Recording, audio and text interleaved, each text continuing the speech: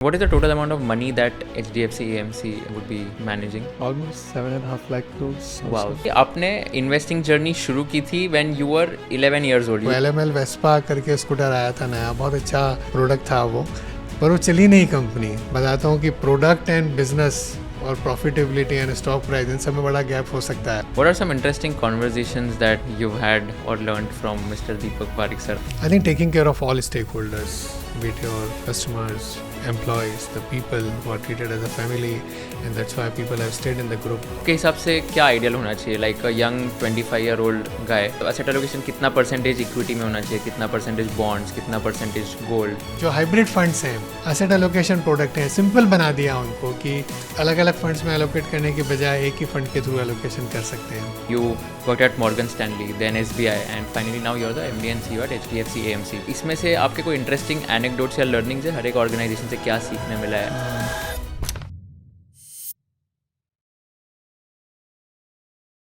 अगर आप एक टीयर 2 सिटी से आए हो तो it doesn't mean that you can't be successful, because today's guest is the perfect example of coming from a small town in Beawar in Rajasthan and becoming the MD and CEO of one of the largest asset management companies of India, which is HDFC Mutual Fund. He is none other than Navneet Munot, and in this podcast we have discussed everything right from his childhood journey.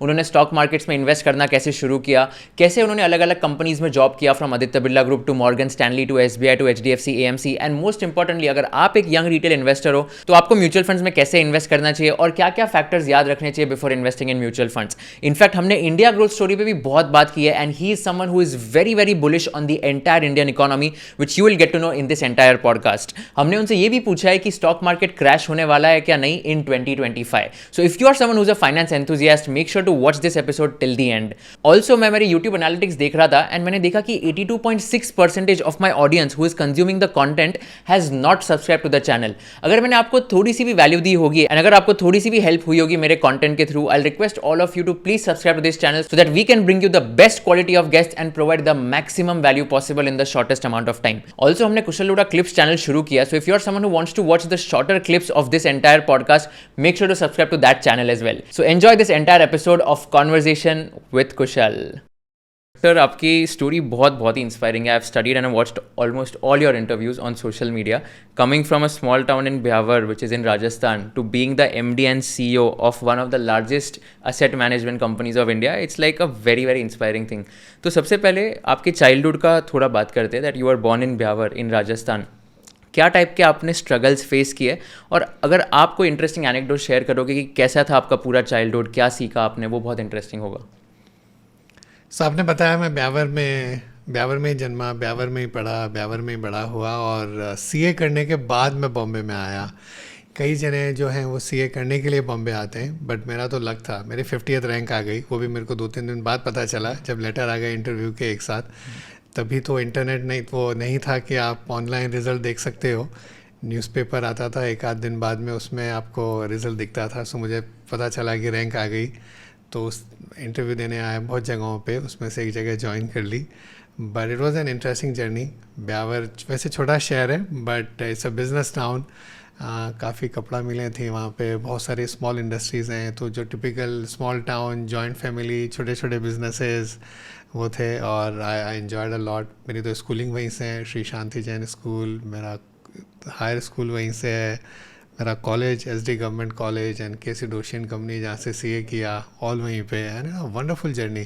और कई बार जब लोग मुझे पूछते हैं कुशल कि आप ऐसी छोटी जगह से आए और यहाँ पहुँच गए, तो मैं तो उनको यही बोलता हूँ, मैं वहाँ पे जन्मा इसीलिए यहाँ पहुँच गया, मैं वहाँ पे जन्मा इसीलिए यहाँ पहुँच गया। मुझे ऐसा लगता है, एक तो वैसे भी सब जगह कोट करता हूँ मैं मैल्कम ग्लैडवेल की बुक आउटलायर्स, कि जो उस साल में जन्मे, और अगर आप अर्ली 70s में जन्मे, अर्ली 90s में फाइनेंशियल सर्विसेज में आ गए, मेहनत करी, इंटेग्रिटी थी, तो आपने अच्छा कर लिया। पर उसके अलावा था कि स्मॉल टाउन में आपका कई तरह की लर्निंग्स होती हैं, और मतलब तो फिर भी परिवार और सब कुछ अच्छा था, लेकिन फिर भी अगर हम समय का परिवर्तन देखें कि एक जनरेशन में जहां हम आज हैं और कहां भारत था 1970s में 80s में, तो बहुत बड़ा परिवर्तन हो गया, बहुत बड़ा परिवर्तन हो गया। तो जब CA कर रहे थे या कॉलेज में थे, तो जब आपका पीक आवर होगा, और राजस्थान में आप सोचिए कितनी गर्मी होती है और कितनी सर्दी होती है, उसी समय पर लाइट चली जाएगी तो वो एनवायरनमेंट से यहाँ पे आना, सो मेरे को कई बार ऐसा लगता है कि जब आप when you are resource constrained, and ultimately हमारा जॉब क्या, one of the key job is capital allocation, right? We allocate our time, we allocate our resources. आप जब रिसोर्स कंस्ट्रेंट प्लेस से आते हो तो आपको पता है कहाँ पे कौन सी चीज़ कैसे एलोकेट करनी है। और अच्छे परिवार से थे, सो बहुत कुछ सीखने को मिला। अच्छा, मतलब I am not saying a rich family, it was about, I put it like middle income high values, अच्छी वैल्यू बेस्ड फैमिली जहाँ पे बहुत कुछ सीखने को मिला, वहाँ के लोगों से बहुत कुछ सीखने को मिला। And it's a laboratory for me. मैं भी था कुछ समय पहले एक शादी में था राजस्थान में, तो ना stayed there for few hours, Beawar होते हो गया। अभी भी मेरे बहुत मिलने वाले हैं, मैं सबके टच में रहता हूँ। And it's a laboratory for me. मैं हर एक की फैमिली को वॉच करता हूँ, क्योंकि अभी 50 साल हो गए ज़्यादा, ब्यावर छोड़े हुए 30-32 साल हो गए, लेकिन मैं आज जर्नी देख सकता हूँ फैमिलीज़ की। मैंने जो एक जनरेशन देखी, दूसरी देखी, अब तीसरी आ रही है, that what leads to what. So it's a long term study of many things. Right. तो एक बार आपने मार्शमैलो टेस्ट सुना है? वो 1960s में एक साइकोलॉजी का टेस्ट था कि आपको एक चॉकलेट देते हैं, बच्चे को एक रूम में रख देते हैं स्कूल में, और 15 मिनट तक अगर आप वो चॉकलेट को देखते रहो और आपने नहीं खाई तो बाहर आके 2 मिलेगी। पर ज़्यादातर बच्चे वो चॉकलेट खा लेते हैं, बिकॉज 15 मिनट तक अगर आप बंद रूम में चॉकलेट को देख रहे हो तो आप रुक नहीं पाओगे, टेम्पटेशन होगा। एंड तो फिर उन्होंने क्या करा वो साइकोलॉजिस्ट ने, कि उनकी लाइफ्स को वो वॉच कर रहे हैं आगे जाके, कि उन लोगों ने जिसने चॉकलेट खा ली 15 मिनट तक नहीं रुक पाए, और जो बाहर आ गए उनकी लाइफ कैसी थी और उनकी लाइफ कैसी है, दोनों में क्या अंतर है। तो वो मेरे लिए एक लेबोरेटरी जैसी भी जगह है, और बहुत सारी चीज़ें सीखी है। It's been a very very interesting journey. मैं 22-23 साल का 22 साल का होऊंगा तब मैंने सीए किया, तब तक मैं वहीं रहा। और मैं ब्यावर के बाहर शायद एक अहमदाबाद गया, इंदौर गया, दिल्ली गया, 2 या 3 बड़े शहरों में गया मैं, वहाँ से राजस्थान के बाहर। That was the world for me. But उस ज़माने में रेडियो होता था, रेडियो से दुनिया मिलती थी, अखबार से दुनिया मिलती थी, किताबों से दुनिया मिलती थी, बाहर के कोई लोग आए उनसे मिल लिए, उनसे दुनिया मिलती थी। तो वो दुनिया को एक दूसरे नज़रिए, एक दूसरे तरीके से देखा है। तो इसमें आपके डैड ने आपको बोला था कि आपको सीए करना चाहिए, या क्या मेन रीज़न था कि यू चोज सीए कोर्स? अभी मेरे डैड की हेल्थ अच्छी नहीं थी बहुत सालों तक। वो ज़्यादातर समय घर पर रहे, घर से बाहर भी ट्रैवल नहीं कर पाए। पर वो he was intellectual giant. I'm using like a big word. He was an intellectual giant in a small town, and he hardly traveled in his life because of his health and many other reasons. But he always encouraged कि यार आप study करो, आप पढ़ते रहो, पढ़ते रहना चाहिए। उनका एक फेमस लाइक 4 शब्द है, मीट मोर, रीड मोर। लोगों को मिलते रहो। And it was never about कि ऐसा कोई सक्सेसफुल है या कोई बड़ा है उसको मिलो, हर एक को मिलो, बिकॉज हर व्यक्ति से कुछ सीखने को मिलता है। मार्केट्स में बहुत इंटरेस्ट है। हम कुछ ज़्यादा नहीं करते थे, छोटी जगहों पे थे, तो आप क्या कर लोगे इन टर्म्स ऑफ बिजनेस या मार्केट्स वगैरह। पर अगर कोई प्राइस, आपको कोई मार्केट में इंटरेस्ट है या नहीं है, हम सारे प्राइजेस देखते थे। हमारा व्यापार अखबार आता था एक गुजराती का, बाई वीकली, वेडनेसडे और सैटरडे। हमारा कोई ऐसा बिजनेस से रिलेशन नहीं है उन चीज़ों से, बट वो लगता था कि पढ़ना चाहिए। कपड़ा मार्केट में क्या हो रहा है, मेटल मार्केट में क्या हो रहा है, कुछ अनाज मार्केट में क्या हो रहा है, दुनिया में क्या हो रहा है, पढ़ते रहना चाहिए। बीबीसी रेडियो सुबह 4 बजे उठ के सुनते थे। हिंदी वाला आता था 6:20 पे, 8 AM पे सुबह, और शाम को 8 पे। तो पूरी दुनिया सुनते थे वो हिंदी वाला एडिशन। एंड वो तो इंग्लिश वाला भी सुनते थे पापा सुबह 4 बजे उठ के। और वो प्राइजेस लिखते थे ऐसे, इसमें ये हो गया, उसमें ये हो गया, कॉपर ऊपर चला गया, ये नीचे आ गया। तो उनकी एक लाइन होती थी, एंड वो मैं लिखता था, क्योंकि तब तो इंटरनेट नहीं था। तो शाम को मेरे को याद है शायद ऑल इंडिया रेडियो पे 6-6:15 के आसपास, शायद ऐसा कुछ टाइम, मेरे को एग्जैक्टली याद नहीं है।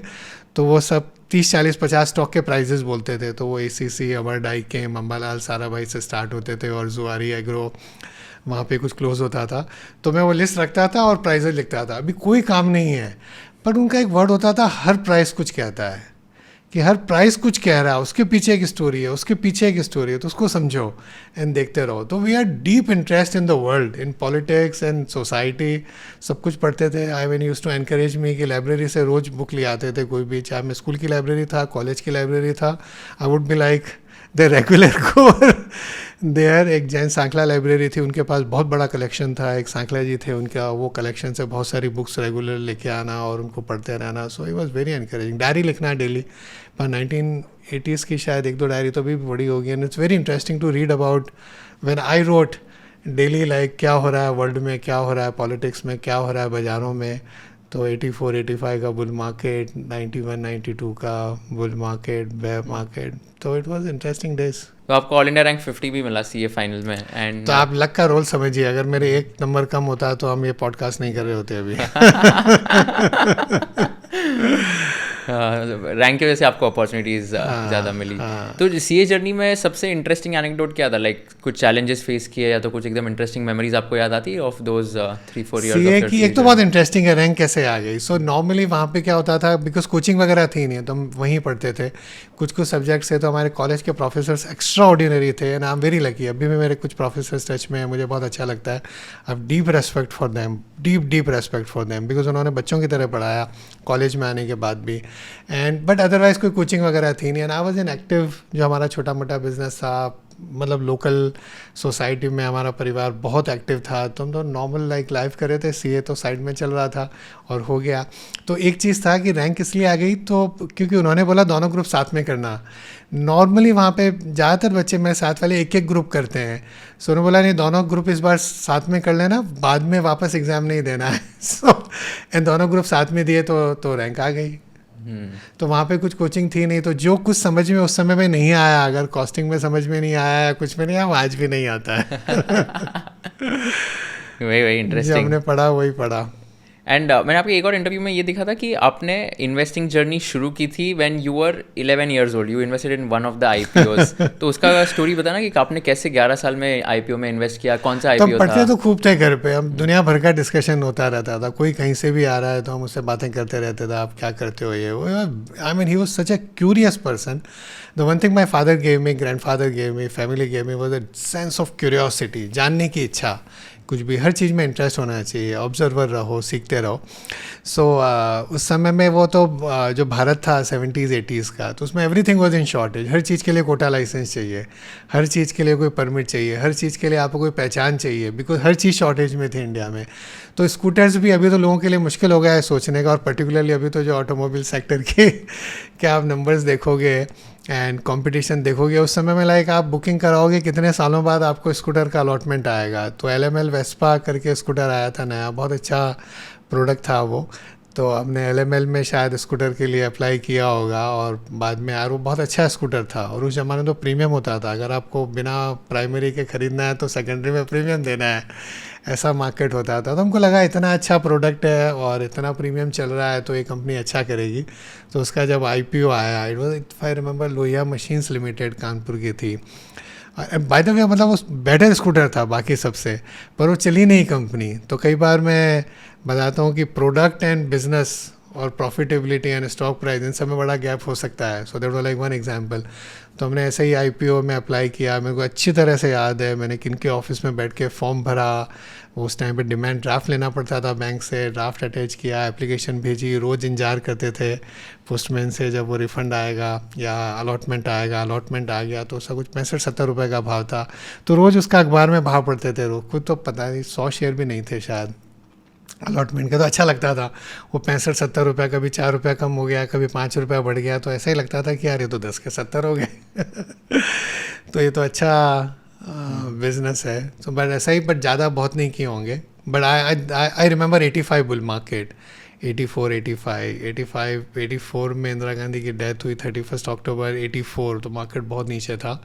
85 में बहुत तेज़ी आई बाज़ार में। एंड उस समय तो बहुत स्टॉक एक्सचेंज होते थे, जयपुर स्टॉक एक्सचेंज भी था, तो उनके प्राइसेस अलग अलग आते थे। Jaipur stock exchange, Delhi stock exchange, Bombay stock exchange, जब अखबार में फुल पेज पे ऐसे ऐसे प्राइसेस आते थे तो वो हम पढ़ते थे। कुछ कुछ स्टॉक कोई पर्टिकुलर स्टॉक एक्सचेंज में ज़्यादा ट्रेड हो रहे हैं and all that. So I remember that. Daily diary लिखता था मैं, तो बोला आज ये हुआ, आज ये हुआ, आज ये हुआ। तो इसमें आपके पूरे स्टॉक मार्केट इन्वेस्टिंग जर्नी में आपका टर्निंग पॉइंट क्या होगा कि आपको लगा कि अभी मुझे पता चल गया कि ये इंडस्ट्री में या ये फील्ड में मुझे करियर बनाना है? वो कब आया था? शायद रैंक नहीं होती तो पता नहीं मैं कुछ और कर रहा होता ब्यावर में, बट रैंक आने से आई थिंक शायद Birla group and I lot of other offers that time, but I chose Birla group का फाइनेंशियल सर्विसेज जस्ट सेटअप हो रहा था। होल्डिंग कंपनी थी बिरला ग्रोथ फंड लिमिटेड, उसका नाम फिर चेंज हुआ जब IPO आ गया तब बिरला ग्लोबल फाइनेंस लिमिटेड। तो वो कंपनी ज्वाइन करी, फिर वहाँ पे धीरे धीरे जब उन्होंने दूसरे बिजनेसेस सारे बनाए फाइनेंशियल सर्विसेज के, तो I remained involved with some of them or more or less with all of them, so that was interesting. तो अभी फिर स्टॉक मार्केट्स का ऐसे आपने पहले से ही मतलब इन्वेस्ट करना शुरू कर दिया था before you joined your first job? हाँ, मतलब but small investment, small town, बहुत सारे सब ब्रोकर्स होते थे छोटे काम, छोटी जगहों पे भी उस समय भी. एंड 92 का बुल मार्केट देखा है मैंने. जब आप लोग बोलते हैं मार्केट में यूफोरिया है, मार्केट में बहुत एक्सुबरेंस हो गया, उन्होंने 92 नहीं देखा है. क्या हुआ था, क्या एग्जैक्टली यूफोरिया था? सो 91 was a big crash, right. 89 में कोलिशन गवर्नमेंट थी. 91 में तो बहुत ही भारत की अर्थव्यवस्था प्रॉब्ली सबसे बड़े क्राइसिस से गुजरी, और मेरे ख्याल में 950 पे, शायद 950,000 के आसपास सेंसेक्स बॉटम हुआ. उसके बाद नई गवर्नमेंट, द लिबरलाइजेशन, ग्लोबलाइजेशन चालू हुआ, और उसके बाद हमने मार्केट देखा 1000 से 4200 का करीब सेंसेक्स, बहुत छोटे से पीरियड में. बट 4 गुना सेंसेक्स इंपॉर्टेंट नहीं है, स्टॉक्स जिस तरह से बढ़े हैं वो just incredible. Cement companies and many stocks, बहुत ज़बरदस्त बुल मार्केट था. IPOs के लिए लाइन लगती थी वहाँ पे. इवन म्यूचुअल फंड्स के भी IPO बोलते थे उस समय. NFO वर्ड नहीं था, new fund offer.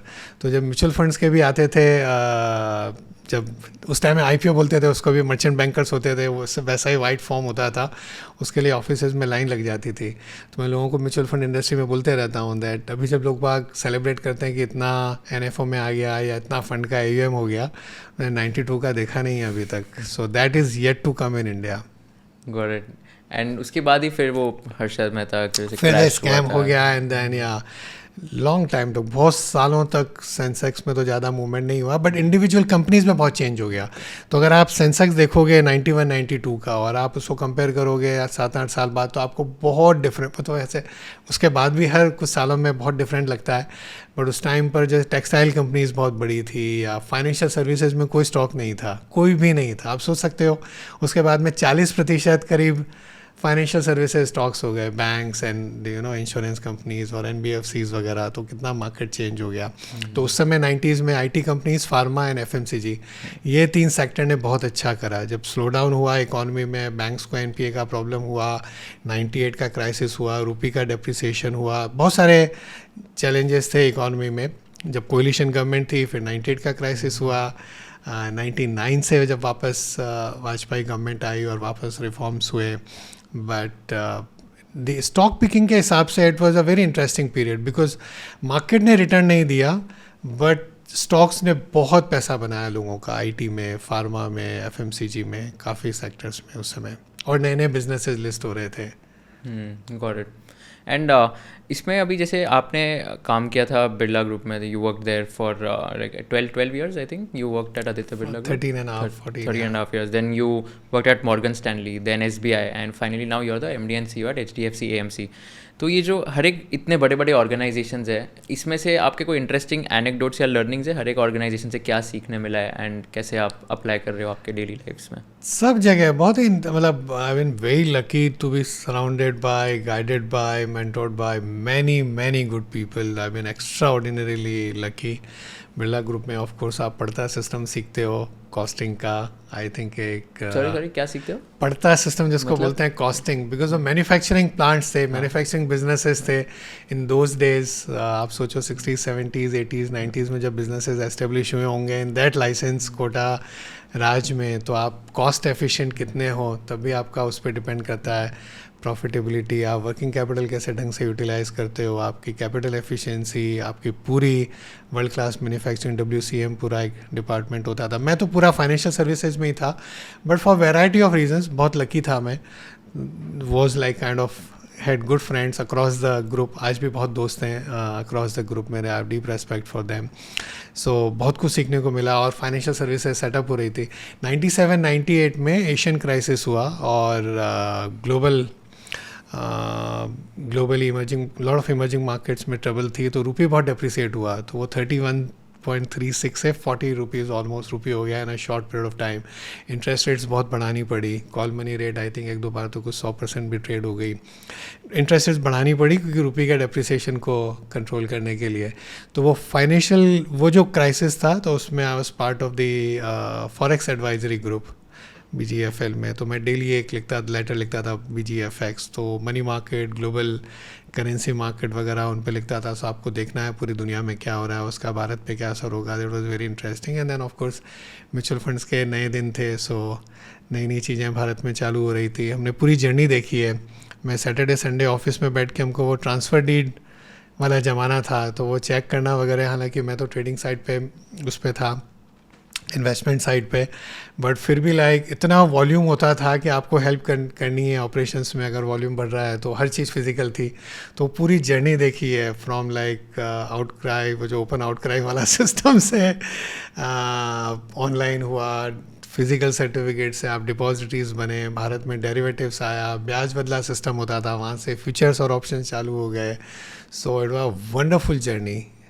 And any specific learnings from HDFCA and SBI? So HDFC, I mean in financial services हर एक का एक एस्पिरेशन रहता है to be associated with HDFC group। मैं तो बोलता हूँ हमारी तो लाइक लार्जेस्ट होल्डिंग हमेशा, मैं तो जहाँ भी रहा वहाँ HDFC group ही थी। Probably one of the best returns people have made in 30 years in bank, and then before that with the HDFC Limited, it's a hallmark of governance, trust and confidence। मतलब चार जो letter हैं HDFC, they are synonymous with trust and confidence। तो इतना विश्वास है लोगों का, इतना सीखा है। Legends ST Parekh legacy centre है, I would recommend people to visit that in ST Parekh Marg in Mumbai and see the journey of India।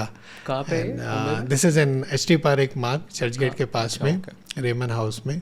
So it has a full history of the group। It's a small, how do I say, a legacy center, museum center। तो first share certificate जब issue हुआ group का है, सारी चीज़ें, काफ़ी चीज़ें बहुत अच्छे से करी हुई है।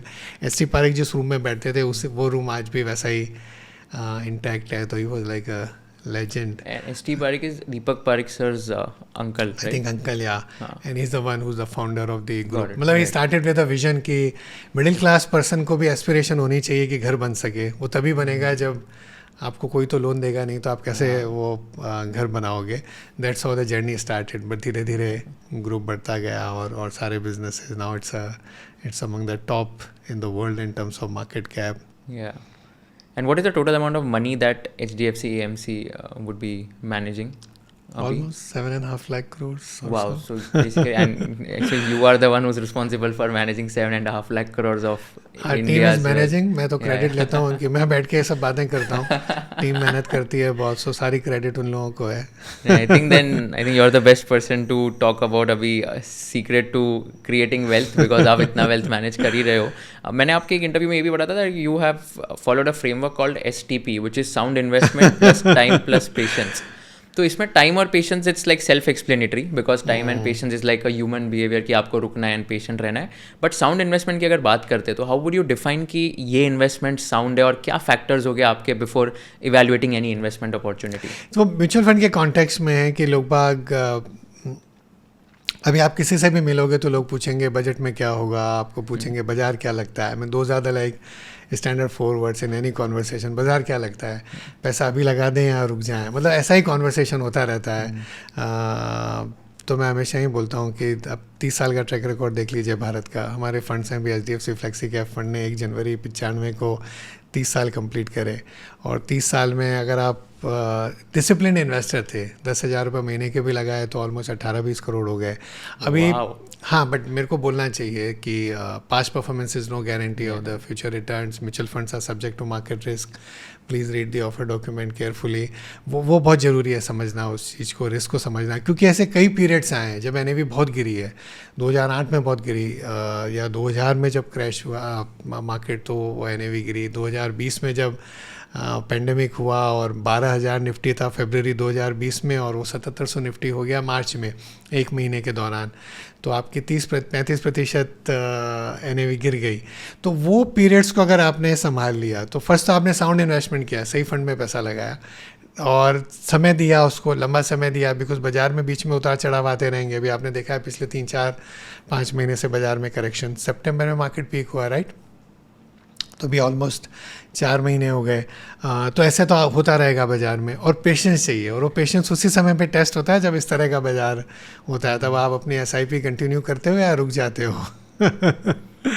So अगर कोई एक यंग इन्वेस्टर है and he is just starting his investing journey, let's say evaluating stocks and businesses and all, तो ऐसे कोई आप फ्रेमवर्क रेकमेंड करोगे कि यार ये सब देखना चाहिए, like quantitative and qualitative, to invest in any business और एनी कंपनी? कोई ऐसा फ्रेमवर्क होगा? तो इन्वेस्टिंग आर्ट भी है, साइंस भी है। साइंस पार्ट है तो अगर जैसे आपने सीए किया है तो उसकी अकाउंटिंग देखनी है या बैलेंस शीट देखनी है, कैश फ्लो देखना है, बिजनेस को देखना है। बट एक आर्ट ऑफ आर्ट भी है, राइट? वो बिजनेस में कंपेटिटिव एडवांटेज है क्या बिजनेस में, जिसको मोट वर्ड बोलते हैं बफेट एंड मंगर, कि बिजनेस में मोट है क्या, कंपेटिटिव एडवांटेज है दैट कि कंपटीशन आएगा तो भी बिजनेस कैसा करेगा, बिजनेस में सप्लायर ज़्यादा पैसे बनाएंगे या आप ज़्यादा पैसे बनाओगे, आपके कस्टमर आपको स्क्वीज़ करेंगे या आपका मार्जिन रहेगा बराबर या कम हो जाएगा, बाज़ार में नए प्रोडक्ट आ सकते हैं क्या जो आपको डिस्प्लेस कर दे।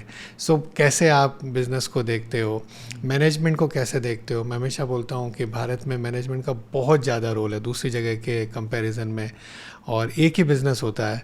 मैं ब्यावर में था तो हमारे यहाँ श्री सीमेंट कंपनी बन रही थी, मैं छोटा था तभी, और उस समय बरसों तक उसका भाव 10-12 रुपए के आसपास था, वहीं ट्रेड होता रहता था, और एक टाइम पे तो कंपनी बहुत ही टफ टाइम से गुजरी।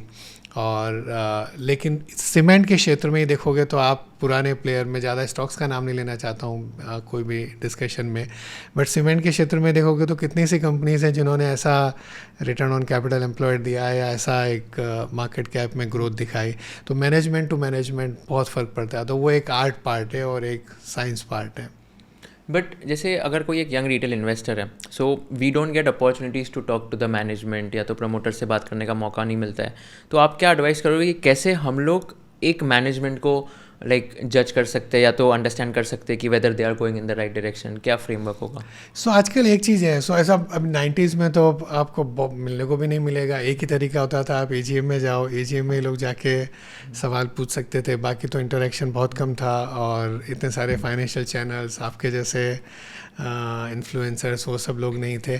पर अभी एक है कि ट्रांसपेरेंसी इतनी है कि आपको मैनेजमेंट हर एक को वही बताएगा जो पब्लिक डोमेन में है, राइट? आई मीन सब कुछ वेबसाइट पे है, क्वार्टरली रिजल्ट्स हैं, मैनेजमेंट कॉन्स्टेंटली इंटरेक्ट कर रहा है, एनालिस्ट कॉल है तो वो ट्रांसक्रिप्ट है, और बाकी you can find out so much today which wasn't possible in 80s and 90s when we were investing.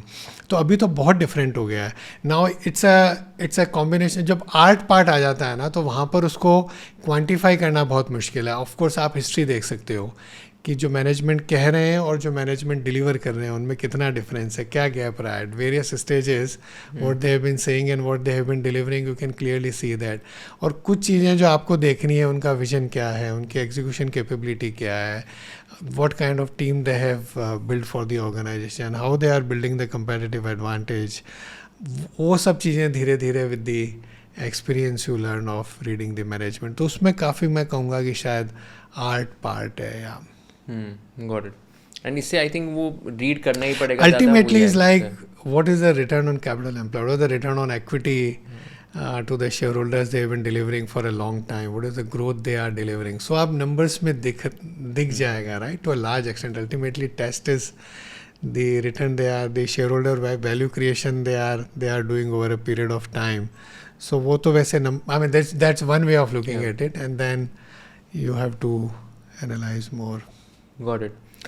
In one of your interviews you also mentioned that invest in an outstanding management or leader regardless of the business they are in because the size of the opportunity is too large. तो कोई ना कोई मतलब वो तो कर ही लेगा अगर आउटस्टैंडिंग मैनेजमेंट या लीडरशिप है। सो भारत में अपॉर्चुनिटी सब जगह है, राइट? बिकॉज आज तो हम $2500 पर कैपिटा पे, बट लेट्स से 90s हम $500 पर कैपिटा थे।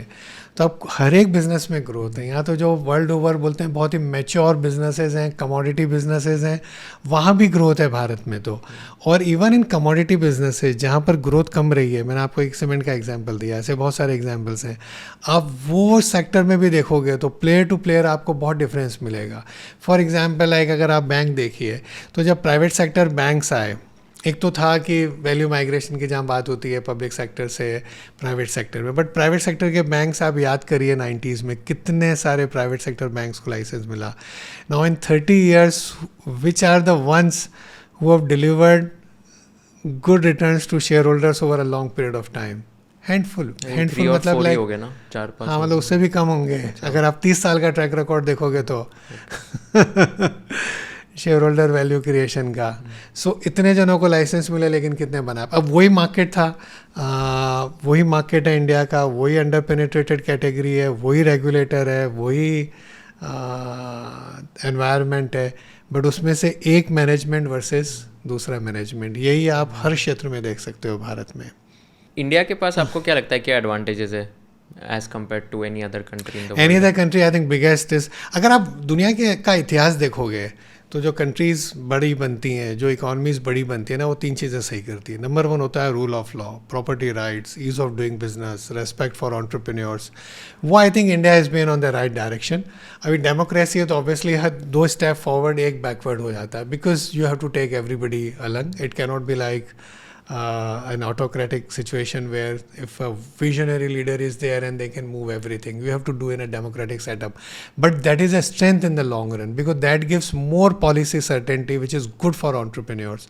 अभी आप suppose एक मैं नाम नहीं लूँगा, let's say दूसरी autocratic country में हो, वहाँ पर चाहे इलेक्शंस नहीं हो रहे हैं लेकिन it can create lot of other uncertainty. यहाँ पर अपने आप ऑटोमेटिक करेक्ट होती है things.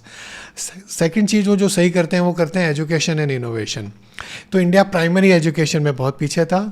I think on the tertiary education, best class engineers, best class MBA, I think Indians are ruling the world in every field. सारे आप best companies in the world are run by Indians. तो वो है, लेकिन हमने अच्छा नहीं किया, but हम लोग बहुत lucky थे. On the innovation also, we didn't spend as much money in R&D, but the frugal innovation has played a good role, and this technological revolution has played a very good role for India. So short period of time में we transformed ourselves from the most data poor society in the world to the most data rich society in the world, and that has done a good thing. So first was rule of law, property rights, ease of doing business, respect for entrepreneurs, policy certainty, or at least the pragmatism.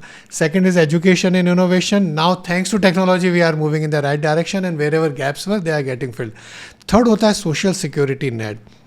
उसमें India में इतना interesting हो रहा है, ये आपको कोई भी बात नहीं करेगा। आप कोई से भी पूछ लीजिए इंडिया में क्या रिफॉर्म्स है, तो 10 साल में वो बोलेंगे जीएसटी बहुत बड़ा रिफॉर्म है, आईबीसी बहुत बड़ा रिफॉर्म है, they will talk about RERA, they will talk about let's say corporate tax rate cut, they will talk about simplification of taxes, they will talk about PLI, they will talk about all of these things. Digitalization में इतना कुछ हो गया, physical infrastructure में इतना कुछ हो गया, बट इंडिया में something is very interesting is happening on social security net. 140 crore के देश में,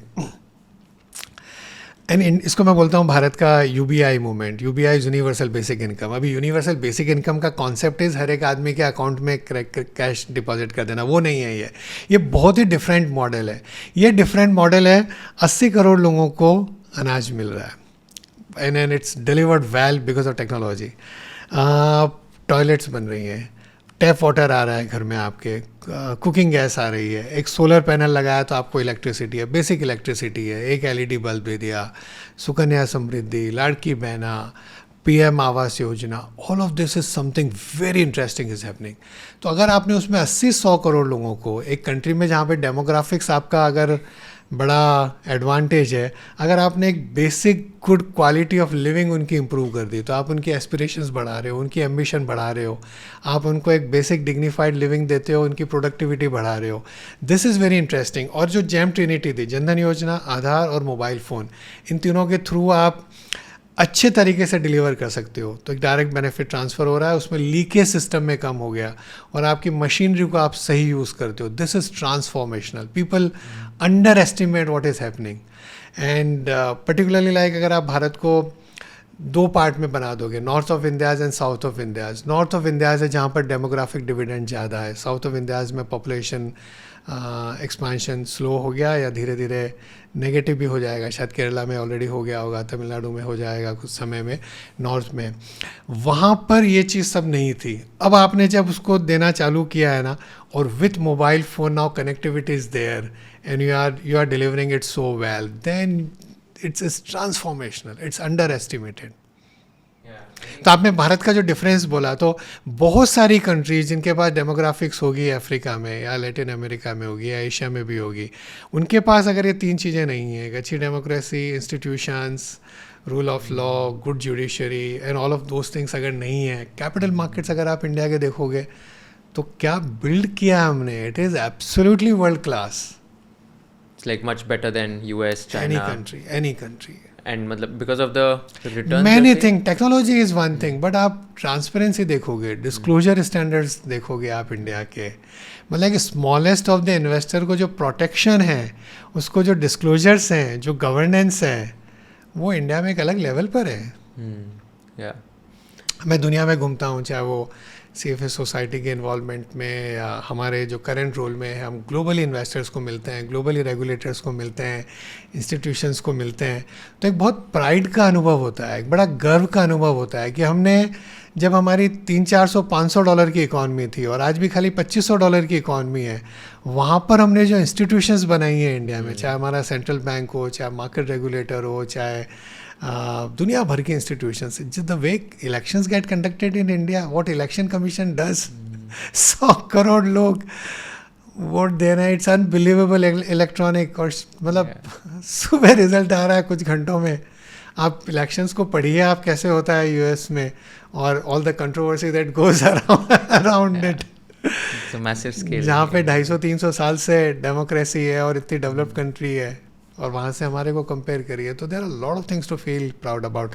तो आप बोले थे कि भारत का क्या डिफ्रेंशिएशन है, तो मेरे को ये लगता है, और जो डेमोग्राफिक्स के साथ जो एक एंटरप्रेन्योरियल स्पिरिट है इंडिया की, वो बहुत ज़बरदस्त है. मैकेंजी के सीईओ ने ये भी बताया था कि it is not India's decade, it will be India's century.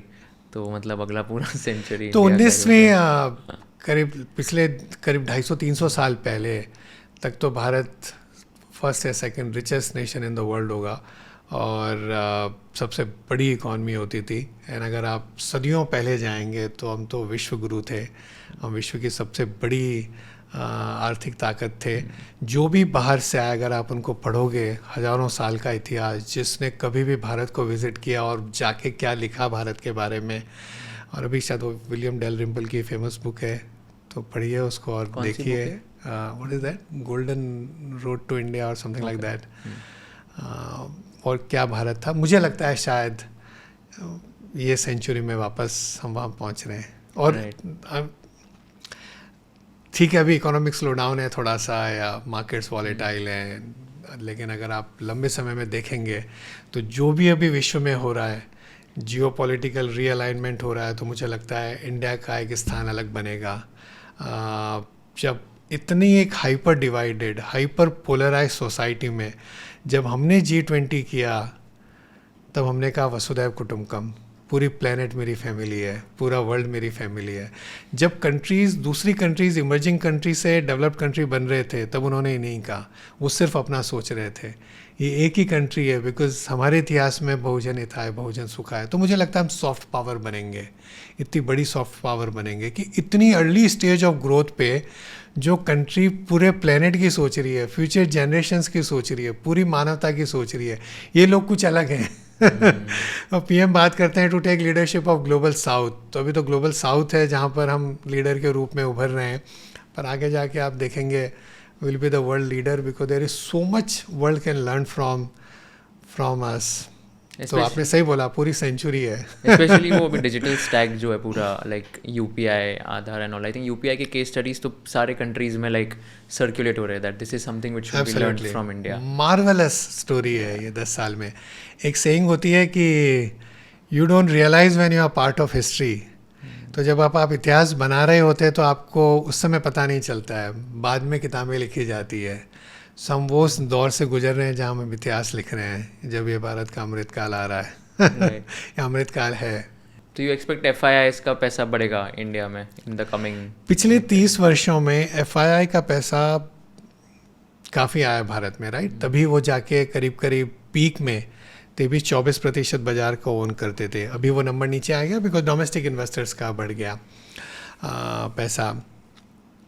2 कारण थे वो भारत में क्यों निवेश ज़्यादा कर रहे थे. एक तो टॉप डाउन स्टोरी है इंडिया में, जो हमने पहले बात करी सारी, जो टॉप डाउन स्टोरी की, यहाँ पे डेमोक्रेसी है, भारत की डेमोग्राफिक्स है, भारत में डिमांड है, भारत में एक अंडर पेनिट्रेटेड कैटेगरीज हैं, हर कैटेगरी बढ़ती रहेगी, और आपको एक टॉप डाउन विश्वास होता है कि इकॉनमी आगे बढ़ती रहेगी लोअर बेस से. सेकंड रीज़न था, एक तो वो टॉप डाउन रीज़न है क्यों FPIs का पैसा भारत में आया इतना 30 सालों में. एक बॉटम अप स्टोरी है भारत की कि अगर आप दूसरा कोई भी इमर्जिंग मार्केट देखेंगे तो आपको एक या दो सेक्टर के बियॉन्ड, कुछ कंपनियों के बियॉन्ड मार्केट बहुत बड़ा गहरा नहीं है। आप कोई भी कंट्री में जाओगे बिना नाम ले, सब ब्राज़ील जाओगे तो आप लेट से ज़्यादातर कमोडिटी सेक्टर्स, कुछ बैंक्स, वो सब कंपनीज़ हैं। रशिया भी वैसा ही मार्केट था, अब तो रशिया लेस इन्वेस्टेबल हो गया।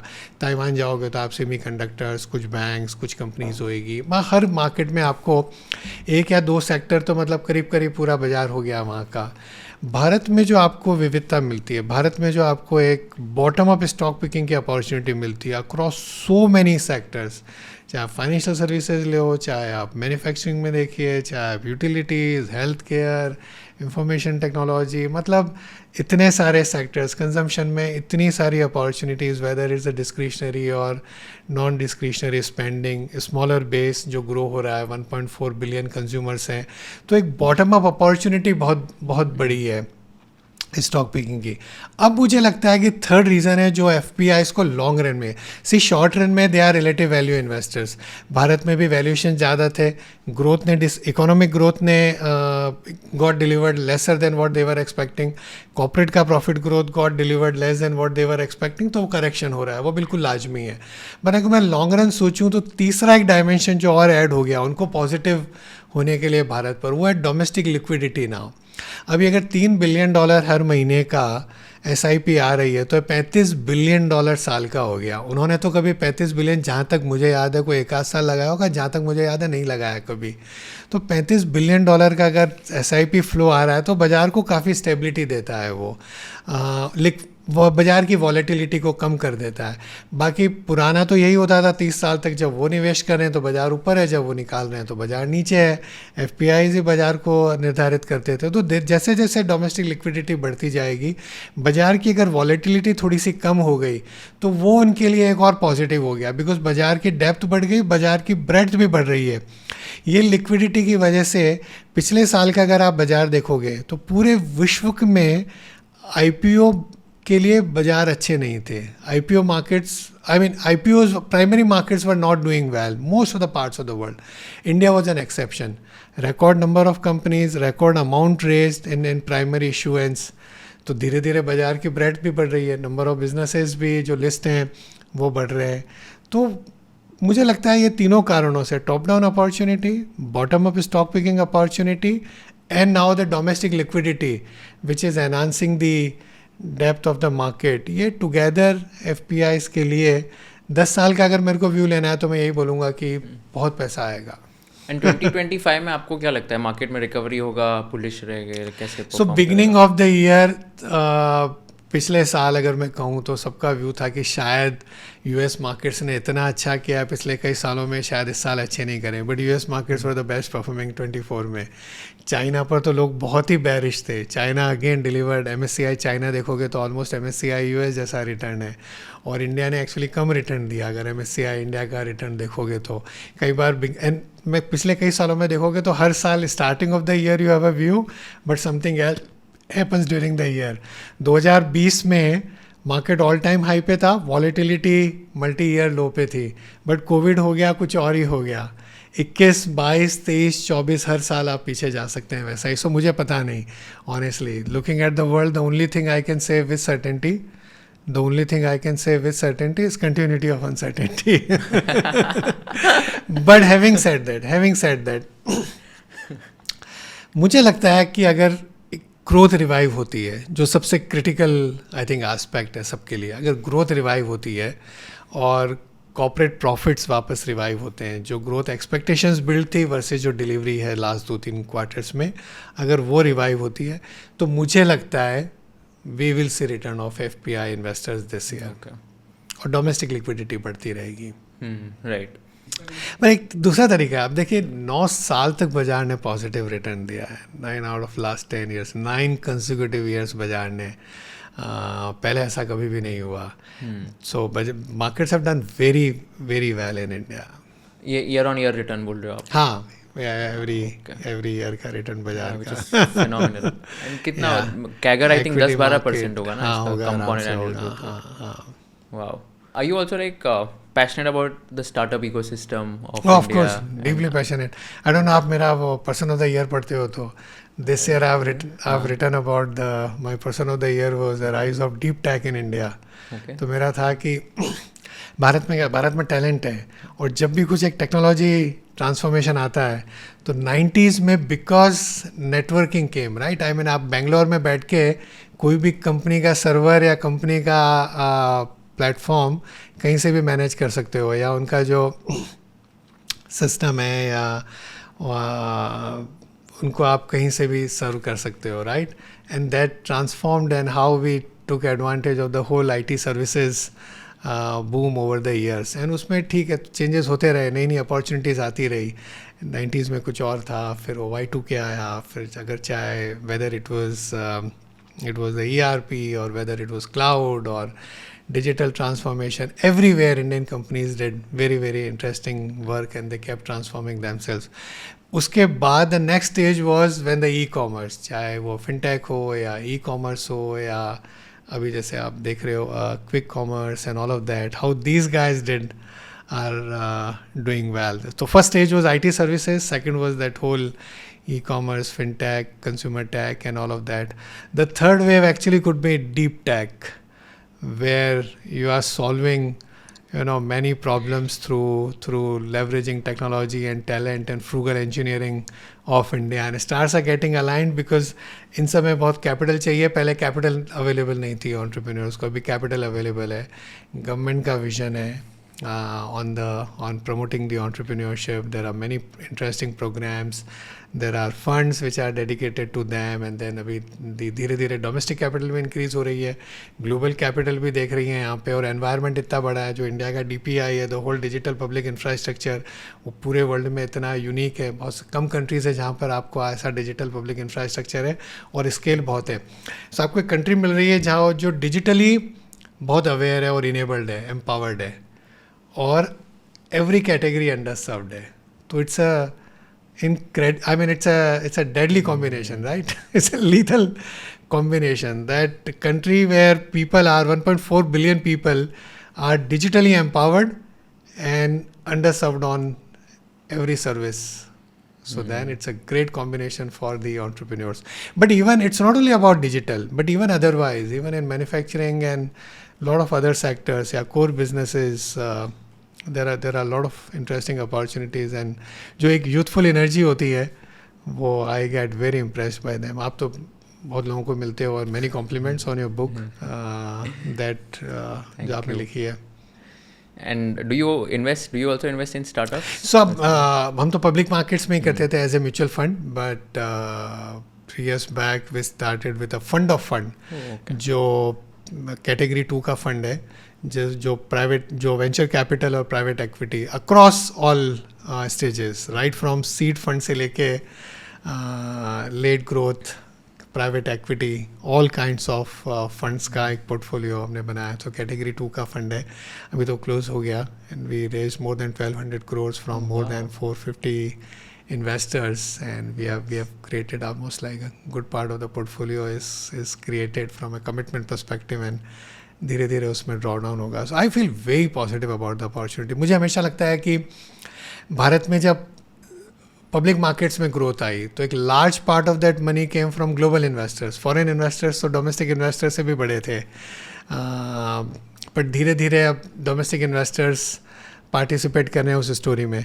जो प्राइवेट मार्केट्स हैं जहाँ पर काफ़ी वैल्यू क्रिएशन होता है, वो मार्केट में तो bulk of the money global investors की है. Global venture capital and global private equity domestic हैं कुछ, बट टोटल साइज़ देखोगे तो ज़्यादातर पैसा वेंचर में तो पर्टिकुलरली पूरा ग्लोबल इन्वेस्टर्स का ही है. बट धीरे धीरे मुझे लगता है भारत का इकोसिस्टम बढ़ेगा.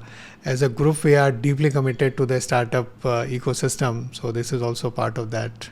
Lovely. What are some interesting conversations that you've had or learned from Mr. Deepak Parekh sir? I've had the opportunity to meet him also for half an hour. And he wrote the foreword for my first book. I was very charged up after meeting him, and बहुत ही मतलब सीखने मिला in those 30 minutes of conversation. But you've worked very closely with him, and I think you used to report to him. So he's chairman of our board. Now, I mean, after the merger, we are owned by banks, so there are representatives of bank on the board, but He's still the chairman of our board, and S.T. Parekh, Deepak Parekh, and all of the other people, the way the group has got built on the value system, I think why the four words are synonymous with trust and confidence, that the value system we have exhibited, I think taking care of all stakeholders, be it your customers, your employees, the people who are treated as a family, and that's why people have stayed in the group. आप bank में देखोगे, हमारे यहाँ देखोगे, सब जगह there are people who stayed for so long in the group, joined and retired from the group because of the value system.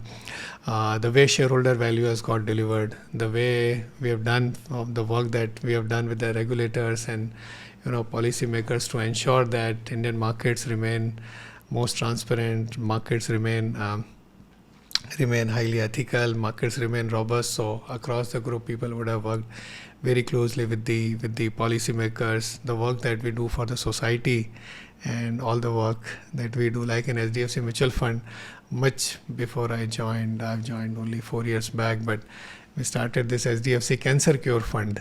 Now think about what an interesting concept. I don't know whether outside India also are there funds like that, जहाँ पे हम पैसा लेके उसका जो interest income या उसमें जो भी फंड में अर्न हो रहा है, जो NAV की ग्रोथ है, और जो उसमें से पहले डिविडेंड कहते थे, अभी IDCW कहते हैं, IDCW मतलब which is like the income that we distribute. Okay.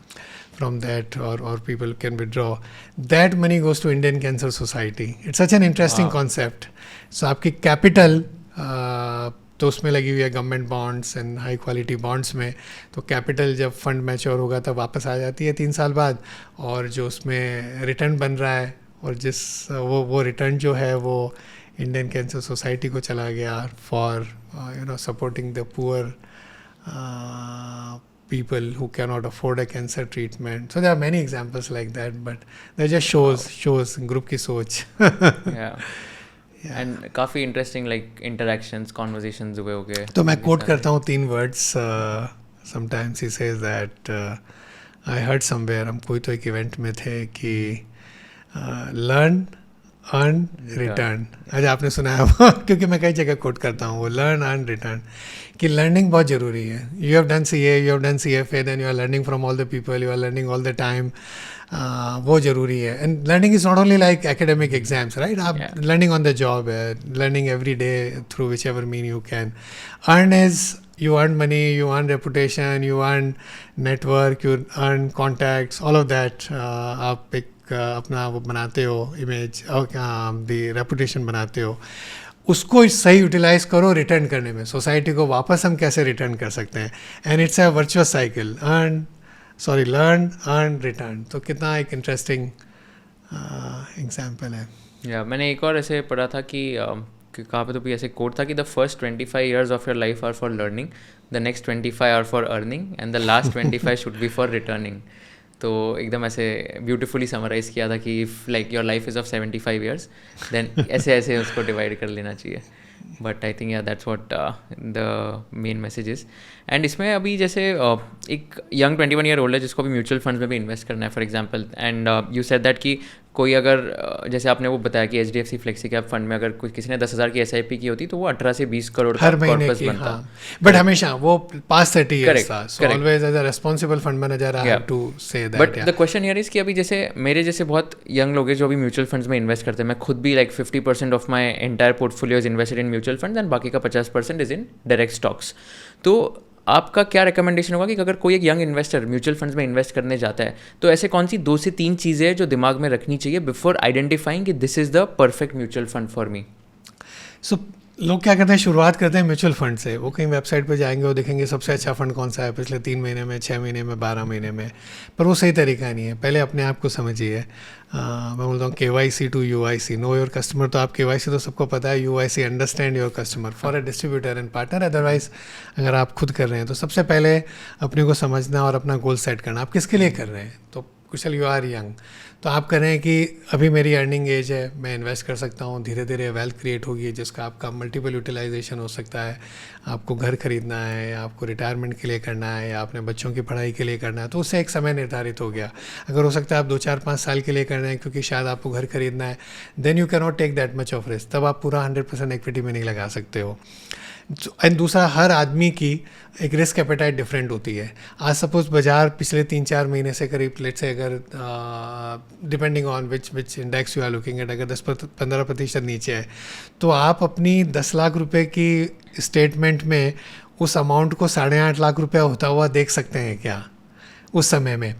Ultimate India ने अच्छा किया है 30 साल में, इंडिया अच्छा करेगा 30 साल में, लेकिन उसके दरमियान बहुत उतार चढ़ाव आएंगे। तो अपने आप को समझना, आपके रिस्क एपेटाइट कितनी है, टाइम होराइजन कितना है, आपको क्या लिक्विडिटी चाहिए, बीच में आपने पैसा लगा दिया और अगर आपको 1 साल बाद लिक्विडिटी चाहिए, उस समय इक्विटी मार्केट अच्छा कर रहा होगा, नहीं कर रहा होगा, तो आप वो अपने आप को समझ के उसके बाद एक एसेट एलोकेशन करिए कि यार मेरे को 60%, 65% कितना इक्विटी में एलोकेट करना है, कितना फिक्स इनकम में करना है, कितना थोड़ा सा गोल्ड में करना है हेजिंग के लिए, और उसके अकॉर्डिंग उसके बाद फिर फंड सिलेक्शन करिए। पर लोग बाग उल्टा करते हैं, वो सबसे बढ़िया फंड देख के फिर उसमें निवेश करते हैं। मैं कई बार ऐसा मजाक में कहता हूँ कि भारत में लोग कहते हैं फाइनेंशियलाइजेशन ऑफ सेविंग्स, बट ऐसा लग रहा है पूरा इक्विटाइजेशन ऑफ सेविंग्स हो गया लास्ट 1-2 साल में। तो बिकॉज अगर इक्विटी मार्केट अच्छा कर रहा है then you can put 100% of your money. अब आपकी अगर अच्छी अर्निंग है, आपकी सिक्योरिटी है और आपकी अगर रिस्क एपेटाइट है तो आप कर सकते हो ज़्यादा से ज़्यादा इक्विटी में, बट हर एक के लिए हो सकता है वो सही नहीं हो। एंड इसमें एसेट एलोकेशन की आपने बात की, तो आपके हिसाब से क्या आइडियल होना चाहिए? Like a young 25-year-old guy who is unmarried right now and making let's say 6 lakhs per annum, तो उसके हिसाब से आपका मतलब एसेट एलोकेशन कितना परसेंटेज इक्विटी में होना चाहिए, कितना परसेंटेज बॉन्ड्स, कितना परसेंटेज गोल्ड, ऐसे क्या? तो इंडिविजुअली ईच पर डिफरेंट करता है। मैं तो ये कहूँगा आप एडवाइज़र रखिए, म्यूचुअल फंड डिस्ट्रीब्यूटर से मिलिए, mutual fund registered investment adviser से मिलिए और एडवाइस लीजिए जो आपको समझे। जब हमारे यहाँ कुछ प्रॉब्लम होती है बॉडी में तो हम किसी स्पेशलिस्ट के पास जाते हैं। छोटी मोटी प्रॉब्लम के लिए शायद हो सकता है टैबलेट OTC ले लें, लेकिन अदरवाइज जाते हैं जो आपको समझ के फिर वो देते हैं। पर अगर आप खुद कर रहे हैं, अगर आप 25 साल की एज में हैं, तो आपके पास सबसे बड़ी जो असेट आपके पास है वो अमाउंट नहीं है, वो टाइम है। जब आप छोटी एज से अगर आपने स्टार्ट कर दिया, वैसे 25 वॉरेन बफेट ने शायद लिखा है कि मैंने 11 साल की एज से इन्वेस्ट किया और इतना पैसा बन गया। हो सकता अगर मैं पहले कर दिया होता तो अच्छा होता और कंपाउंड हो जाता, हर साल से फ़र्क पड़ता है। पर अगर आपने जल्दी कर दिया और आपके रिस्क एपेटाइट बहुत है, क्योंकि आपको अपने आप पर विश्वास है कि मेरी इनकम बढ़ती रहेगी और मैं अपनी SIP का अमाउंट धीरे धीरे बढ़ा सकता हूँ, मेरी लिक्विडिटी नीड नहीं है अभी इतनी, एक बेसिक इमरजेंसी कॉर्पस बना दिया, तो उसके बाद एक अच्छा खासा पैसा आप इक्विटी में एलोकेट कर सकते हैं। और फिर भी अगर आपको डर लगता है कि नहीं, अगर बाज़ार ज़्यादा गिर गया तो मेरे को पूरा पैसा इक्विटी में नहीं रखना चाहिए, मेरी कुछ लिक्विडिटी नीड्स आ सकती हैं, जैसे आपने कहा अगर मैरिज हो गई, आपको अगर अपने घर के लिए पैसा बढ़ाना है, कुछ सालों में ये पैसा चाहिए, तो अकॉर्डिंगली एसेट एलोकेट करनी चाहिए। अगर मैं सिंपल थ्योरी बताऊँ ना आपको, सो मॉडर्न पोर्टफोलियो थ्योरी और जितने भी एसेट एलोकेशन मॉडल्स हैं ये सब efficient frontier and all 1950s में शिकागो स्कूल में जब बने तब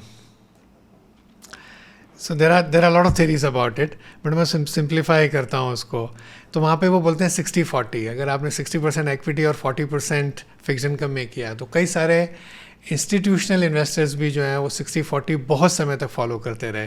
पर बाद में जब इंटरेस्ट रेट्स बहुत नीचे चली गई, लाइक US वगैरह में या यूरोप में या जापान में लाइक 0% इंटरेस्ट रेट हो गया, तब then they started allocating a lot more to equity, because जो बॉन्ड पोर्टफोलियो था which wasn't like delivering as much।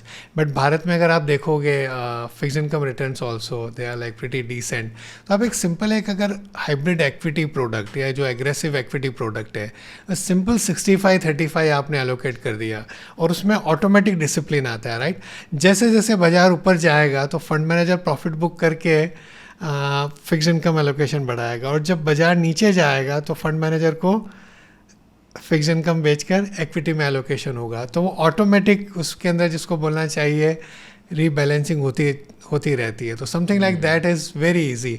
तो म्यूचुअल फंड्स ने क्या कर दिया कि आपका जो एसेट एलोकेशन है उसके हिसाब से भी प्रोडक्ट बना दिए। जो हाइब्रिड फंड्स हैं, एसेट एलोकेशन प्रोडक्ट हैं, चाहे मल्टी एसेट फंड है या इक्विटी सेविंग्स फंड है या जो डायनेमिक एसेट एलोकेशन जिसको बैलेंस एडवांटेज फंड कहते हैं, या एग्रेसिव इक्विटी हैं जो हाइब्रिड इक्विटी फंड है या हाइब्रिड डेट फंड है, तो वो बहुत ही सिंपल बना दिया उनको कि आप अलग अलग फंड्स में एलोकेट करने के बजाय एक ही फंड के थ्रू एलोकेशन कर सकते हैं। एंड इसमें भी कॉन्सेप्ट होता है active funds versus passive funds, उसमें आपका क्या रिकमेंडेशन है? यंगस्टर को पैसिव फंड से शुरू करना चाहिए जो इंडेक्स फंड्स होते हैं, कोई भी जैसे निफ्टी 50, मिड कैप 250 वगैरह बहुत सारे इंडेक्स फंड्स है, वो सेफ रहेगा या उसको एक्टिव फंड्स में इन्वेस्ट कर लेना चाहिए? आई डोंट नो सेफ की डेफिनेशन क्या है, बट सेफ मतलब शेयर बाजार का जो निवेश है, तो भारत में जो ज़्यादातर लोग हैं they are yet to meet the market, तो मार्केट को ही मिलना है अभी, तो बहुत ज़्यादा फंड पर ध्यान देने की भी ज़रूरत नहीं है उनको, तो simple for meeting the market अगर वो इंडेक्स फंड में भी निवेश करते हैं। पर क्या भारत में एक्टिव फंड्स अच्छा करेंगे? तो मैं कहूँगा अच्छा करेंगे, बिकॉज आप पिछले 30 साल में कोई भी टाइम पीरियड देख लीजिए, बीच बीच में कुछ समय ऐसा आता है जब एक्टिव फंड्स ने अंडर परफॉर्म किया होगा, but long term track record बहुत अच्छा है। करीब 4-5 वर्ष पूर्व कई लोग मेरे को पूछते थे कि अब तो मार्केट्स बहुत मैच्योर हो गए, क्या एक्टिव फंड्स इतने साइज़ पर भी अच्छा अल्फ़ा डिलीवर करेंगे? क्या मैं अच्छा डिलीवर करेंगे? और पिछले 5 साल का अगर आप हमारे फंड्स का अल्फ़ा देखोगे, अल्फ़ा मतलब आपका जो रिटर्न है और बेंचमार्क का डिफरेंस है, बेंचमार्क से कितना ऊपर आपने रिटर्न दिया, तो वो भी बहुत अच्छा है। कई कारण है, एक्टिव मैनेजर्स ने बहुत अच्छा किया भारत में और मुझे लगता है अगले कई वर्षों तक अच्छा करेंगे। लेकिन अगर आपको एक सिंपल बाज़ार में लार्ज कैप इंडेक्स में पैसा लगाना, अगर आप निफ्टी 50 या BSE 100 में लगा रहे हैं, तो आप इंडेक्स फंड के जरिए भी निवेश कर सकते हैं, और जब धीरे धीरे आप बाज़ार को समझिए और अच्छे फंड्स में दूसरे में निवेश करिए। और एक यंग इन्वेस्टर उसकी इन्वेस्टिंग जर्नी कैसे शुरू कर सकता है? उसको अगर सीखना है इन्वेस्टिंग के बारे में, म्यूचुअल फंड्स के बारे में, क्या रिसोर्सेज है, या तो क्या आप रेकमेंड करोगे कि ये सब करो तो आपको मतलब एटलीस्ट एक डिसेंट नॉलेज आ जाएगा अबाउट द इन्वेस्टिंग वर्ल्ड? कुछ तो लाइक आजकल कई लोग हैं जो ऐसा नहीं है कि डिस्ट्रीब्यूटर बनने के लिए या एडवाइज़र बनने के लिए या और के लिए एग्ज़ाम देते हैं, बट आपने अगर सिंपल एक NISM का कोर्स कर लिया, वो भी एक तरीका है। आप सर्टिफिकेट जो है वो मिलके उसमें आपको पूरी नॉलेज आ जाती है। आपको बुक्स मिलती हैं, अगर आप वेबसाइट पे जाओगे, आज आप हमारी वेबसाइट पे जाएंगे और सर्च करेंगे, you will get lot of knowledge. There are people like you, there are other website, there are other people through whom you can learn a lot. AMFI है, म्यूचुअल फंड से ही है website, वहाँ पर आप जाकर देख सकते हैं। But don't get swayed by, I would say, the recent market trend. बड़ी गलती होती है कि रीसेंसी बायस जिसको कहते हैं, बिहेवियरल बायसेस, रीसेंसी बायस के पिछले 3 महीने 6 महीने में सेक्टर अच्छा कर रहा है, थीम अच्छी कर रही है, पूरा पैसा वहाँ पे लगा दिया। I think simplicity is very good in investing. या वो बोलते हैं ना, investing is simple but not easy. But not easy. Simple होना काफ़ी मैंने काफ़ी प्रेजेंटेशंस में वो स्लाइड यूज़ करता था। दूसरा आई थिंक आइंस्टाइन का कि make it simple but not simpler. इसमें जैसे रिटेल इन्वेस्टर्स भी, आप काफ़ी लाइक इन्वेस्टर से इंटरेक्ट भी करते हो in terms of your profile, so आपको ऐसे कौन सी 2-3 गलतियाँ लग रही है आजकल के यंगस्टर्स या आजकल के लोग कर रहे हैं when it comes to investing या फाइनेंशियल जर्नी? कई बार कहता हूँ दैट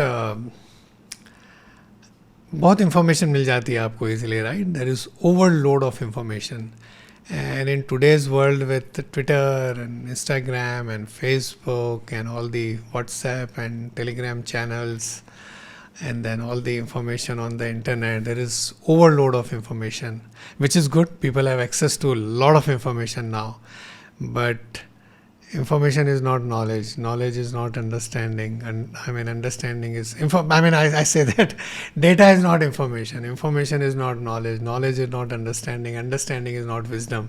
पैसा बनाने के लिए लॉन्ग टर्म में विजडम चाहिए, बहुत ज़्यादा डेटा और इन्फॉर्मेशन नहीं चाहिए। कई बार बहुत सारी चीज़ों को सिंपल रखने से भी बहुत अच्छा हो जाता है। तो जो हैरी मार्कोविट्स थे, जो who's considered as like father of modern portfolio theory और pioneer of modern portfolio theory, जिन्होंने बहुत ही sophisticated, बहुत ही elegant theories बनाई modern portfolio की और efficient frontier और वो सब की, ऐसा legend है। कहते हैं कि शायद उनके खुद के निवेश में वो 50-50 एलोकेट कर देते थे, इक्विटी और फिक्स्ड इनकम। सो उन्होंने बहुत सारी थेरीज बनाई, लेकिन खुद का पैसा कि यार सिंपल चीज़ है, 50% इक्विटी में डाल दिया, 50% फिक्स्ड इनकम में डाल दिया, तो I mean, I own the market and I'm done with that. तो कई चीज़ें ऐसी होती है कि बहुत कुछ आप एक सिंपल सॉल्यूशन रखेंगे और going back to that formula, sound investment plus time plus patience, सही निवेश, उसको समय देना है और बहुत संयम चाहिए. और संयम या धैर्य जो है आपको ऐसे समय में टेस्ट होगा जब बाज़ार बहुत ख़राब होगा. मैं कहता हूँ कि जब न्यूज़ फ्लो ख़राब होगा तो प्राइस अच्छा होगा, जब न्यूज़ फ्लो बहुत अच्छा होगा तो प्राइस अच्छा नहीं होगा. एंट्री प्राइस दोनों साथ में नहीं आएंगे. पेशेंस अगर इंक्रीज करना है कि यंग इन्वेस्टर को, लाइक आजकल क्या ग्रीड भी बहुत हो गई, मतलब कि तुरंत फटाफट स्टॉक खरीदो बेचो या तो फ्यूचर्स एंड ऑप्शंस में इंडल्ज हो जाते हैं. बट पेशेंस अगर इंप्रूव करना है, ये ट्रेड इसको कैसे मतलब इंप्रूव कर सकते हैं? मुझे लगता है कि एक्चुअली ये तो मिथ है एक तो, कि आज की जनरेशन ऐसी है. कई बार हम जनरलाइज कर लेते हैं. अच्छा. हर जनरेशन अपनी प्रीवियस जनरेशन से ज़्यादा समझदार है, मुझे ऐसा लगता है. ओके. और उनको बहुत एक्सपोजर है एंड बहुत इंटरेस्टिंग क्वालिटीज़ हैं. एक तो they want to be more informed, they want to be more engaged the current generation, and unlike what many people say, मेरे को लगता है बहुत एम्पैथेटिक जनरेशन है. एंड हमारे ज़माने में ऐसा होता था, तुम ये कर रहे हो, ये तो हर जनरेशन ने ऐसे ही कहा है. बट हर जनरेशन बेटर होती है प्रीवियस जनरेशन से, तभी ह्यूमैनिटी यहाँ तक पहुँची है, मानवता यहाँ तक पहुँची है. One interesting thing is that because they are so empowered through the digital technology, they want to be very engaged and very informed. Just because they have the app and looking at the NAV every day doesn't mean that they will trade more. May or may not be, not necessary. मुझे लगता है कि उनको ये exposure भी मिल रहा है कि इतने लोग, आपके जैसे लोग और जो दूसरी बात कर रहे हैं, power of compounding, importance of long term investing, patience बहुत ज़रूरी है. ये जब 80s 90s का बुल मार्केट था तो ये कुछ सिखाने वाला नहीं था, राइट. जो प्रिविलेज थे, जिनको कहीं कोई एक्सपोजर मिल गया, किसी ने कोई बुक पढ़ ली चार्ली मंगर की, कोई बुक पढ़ ली वॉरेन बफेट की, कुछ पे उनकी स्टोरी पे या कुछ ऐसा, कहीं आपको कुछ ऐसा एक्सपोजर मिल गया. और जो लीजेंडरी इन्वेस्टर्स थे भारत के, आपको कहीं एक्सपोजर मिल गया उनसे मिलने का, चंद्रकांत संपत जैसे या इस तरह के लोग, तो आप वो कुछ कर पाए, राइट. ज़्यादातर लोगों को तो पता ही नहीं था ये सब चीज़ें, हमको भी नहीं पता था बरसों तक, बिकॉज वो एक्सपोजर नहीं था. तो ये ज़रूरी नहीं है कि आज की जो जनरेशन है उसको आज ही पैसा बनाना है, and they are in hurry, not necessary. Because वो 25 की उम्र में SIP चालू कर रहा है, राइट. अब कितने लोग थे आज के 10 साल पहले जो 25 की उम्र में SIP चालू करे थे? बिल्कुल भी नहीं थे. अभी young cohort is the largest cohort in terms of number of new SIPs. तो वो एक्सपोजर है और वो SIP से चालू कर रहे हैं, एक डिसिप्लिन तरीके से अपना निवेश कर रहे हैं. और जब उनको बार बार ये बताया जा रहा है, कॉन्स्टेंटली वो लोग रीड कर रहे हैं कि नहीं यार, बाज़ार में तो ऊपर नीचे होगा. ऑफ कोर्स जब आप उस पीरियड के थ्रू जब गुजरते हैं, जब आप वो समय देखते हैं, जब जैसे पिछले कुछ महीने से देख रहे हैं, और मुझे पता नहीं है कितने समय इस तरह का बाज़ार में माहौल रहेगा, या बाज़ार नीचे जाएगा, या बाज़ार में और वॉलेटिलिटी बढ़ेगी, लेकिन एटलीस्ट आप कॉन्स्टेंटली उस चीज़ को सुन रहे हैं, उस चीज़ को समझ रहे हैं. आप हिस्ट्री देख सकते हैं, राइट. पहले लोगों को बताना इतना मुश्किल होता था. वो जब NAV गिर गई या बाज़ार में कुछ भी नीचे हो गया तो कितने लोगों तक आप रीच कर पाओगे? अभी तो आप through internet, through digital technology इतने लोगों तक पहुंच पा रहे हैं. तो ये ज़रूरी नहीं है कि जो यंगस्टर्स हैं वो तो शायद नहीं कर पाएंगे, उनमें पेशेंस नहीं है, मुझे नहीं लगता ऐसा. मैंने एक रिपोर्ट पढ़ा था जहाँ पर मेंशन किया था कि जो न्यू SIPs हो रही है उसमें से 50% of them are coming via Gen Zs. ये मतलब जेनजीज का इतना ट्रेंड बढ़ रहा है. एग्जैक्ट नंबर एंड देन या Gen Z which cohort Basically is 1997 के 96 बाद. to, हाँ 97 to वाले, तो that हाँ. age is around 97 बॉर्न है, मतलब वो हो गए 27 years 28 से लेके, हाँ अगर 20 is on the higher side, but I think होगा 19 शायद, से या 28. मेरे को एग्जैक्ट नंबर याद नहीं है तो इसलिए मैं कोट नहीं करूँगा. बट हाँ, बट जेनजी और उसके I mean youngsters also are like big cohort of investor. But वो सब कुछ एक्सपेरिमेंट कर रहे हैं. वो लोग F&O भी में भी हैं, वो इंट्राडे ट्रेडिंग में भी हैं, अपने सब चार्ट्स भी कर रहे हैं, वो लोग गेमिंग ऐप पे भी कुछ कर रहे होंगे, all kinds of gaming and all. एक चीज़ बताता हूँ आपको, जब लोग इस चीज़ को एक तरीके से देखते हैं कि ये लोग क्या कर रहे हैं, अगर आप इसको एक दूसरे नज़रिए से देखो, that this is a generation which is willing to take more risk, because मेरे को लग रहा है वो और कॉन्फिडेंट जनरेशन है. ये एक दूसरा भारत देख रहे हैं, ये एक ऑप्टिमिस्ट जनरेशन है. दूसरा, उनके अंदर एक एस्पिरेशन है, उनके अंदर एक एम्बिशन है, एक समझ है कि वेल्थ क्रिएशन लंबे समय में बहुत ज़रूरी है, और आज हम जो पैसा बचा रहे हैं उसको सही तरीके से निवेश करना ज़रूरी है. अब वो अपना अपना तरीका ढूंढ रहे हैं. अल्टीमेटली वो निर्वाणा एक ही जगह है, जो मैंने पहले बोला, STP, sound investment plus time plus patience. वो वहाँ तक पहुँच जाएंगे.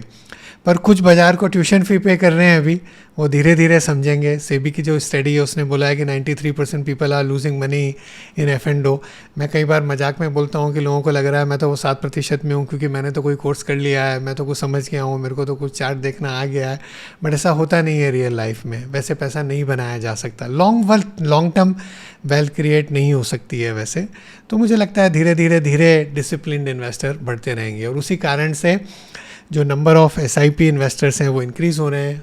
SIP का अमाउंट हर महीने बढ़ रहा है, तो वो तो भारत में भी बहुत लंबे समय तक बढ़ता रहेगा. But in your companies case where you said कि 7.5 लाख करोड़ मैनेज करे, बट आपको भी जैसे SIPs में नया ट्रेंड दिख रहा है कि जेनजीज या यंगस्टर्स बिल्कुल, ऑफ कोर्स. हाँ, ऑफ कोर्स. जैसा मैंने कहा कि जेनजीज अक्रॉस ऑल चैनल्स. बिल्कुल. वाओ.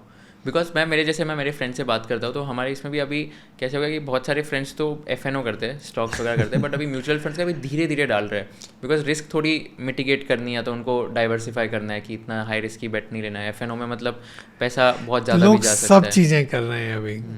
क्रिप्टो भी कर रहे होंगे करोड़ लोग, ऐसा सुना है मैंने. We don't know the exact number, but उसका दो तरीका है देखने का. एक है कि एस्पिरेशन है, एम्बिशन है, और अवेयरनेस है कि इन्वेस्ट करना ज़रूरी है. India is transforming from a country of saver to a country of investors. India is transforming from a country of saver to a country of investors. तो हम उस ट्रांजिशन में हैं. ऐसा समय पहले भी कई बार लगा होगा. 85 में लगा होगा, 92 में लगा होगा, 2000 में लगा होगा, 2008 में भी लगा होगा, जब बहुत सारे इन्वेस्टर्स आए. बट मेरे ख्याल में ऐसी awareness of long term investing, क्योंकि अब लोग ट्रैक रिकॉर्ड देख रहे हैं, बिकॉज आपको 25-30 साल का ट्रैक रिकॉर्ड मिल गया. उस समय आपने बाजार बहुत थोड़ा से समय के लिए बाजार देखा, एक बुल मार्केट देखा, तो आपको लगा यही एक तरीका है. अभी लोग फंड का रिटर्न देख सकते हैं 30 साल का. जैसे मैंने बताया, फ्लेक्सी कैप फंड की जर्नी देख सकते हैं, कितने उतार चढ़ाव आए, लेकिन अगर आपने नियमितता से निवेश किया तो इतना पैसा बन गया. इतनी ट्रांसपेरेंसी है, आपको हर तरह की इंफॉर्मेशन. अगर आपका कोई भी शक है, कोई भी संशय है, कोई भी अगर आपको अगर जिज्ञासा है, तो आप जाके देख सकते हो.